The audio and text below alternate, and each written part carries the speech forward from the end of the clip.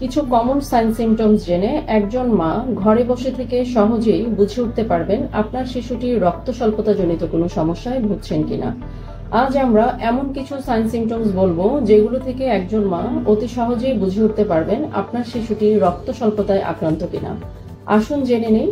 আপনার শিশু যদি ঘন ঘন অসুস্থ হয়ে পড়ে, বিশেষ করে জ্বর, সর্দি, কাশি, ঠান্ডাজনিত কোনো সমস্যায় ভোগে, বাচ্চার যদি খাবারে অরুচি প্রকাশ করে, তার ওজন যদি সঠিকভাবে বৃদ্ধিপ্রাপ্ত না হয়, তার স্কিনের কালার যদি দিন দিন ফ্যাকাশে হয়ে যায়, নখ ভেঙে যায়, চোখের নিচে কালি পড়ে এবং চোখের পাতার নিচের অংশ যদি ফ্যাকাশে হয়ে যায়, হাত পা যদি দিনের ম্যাক্সিমাম টাইম ঠান্ডা থাকে, তাছাড়া তার দ্রুত হার্টবিট ও শ্বাসকষ্টের সমস্যা, মাথা ব্যথা, মাথা ঘোরানো, প্রচন্ড দুর্বলতা ও ক্লান্তি বোধ করা, এগুলো কিন্তু একটি শিশুর রক্ত স্বল্পতার অন্যতম প্রধান লক্ষণ।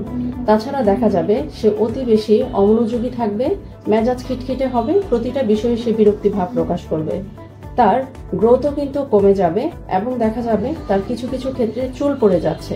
এগুলো যদি আপনার শিশুর মধ্যে আপনি লক্ষ্য করেন, তাহলে অবশ্যই একজন চিকিৎসকের পরামর্শ নেবেন, কারণ আপনার শিশুটি কোন ধরনের রক্ত স্বল্পতায় আক্রান্ত এবং তার শরীরে কি ধরনের ভিটামিন, মিনারেলস এবং আয়রনের ডেফিসিয়েন্সি হচ্ছে, এটি কিন্তু আপনাকে আপনার চিকিৎসক গাইডলাইন দিয়ে দেবেন এবং সেই অনুযায়ী যদি পরামর্শ গ্রহণ করেন, তাহলে প্রাথমিক অবস্থায় কিন্তু আপনি আপনার শিশুটিকে রক্ত স্বল্পতাজনিত সমস্যা থেকে দূরে রাখতে পারবেন।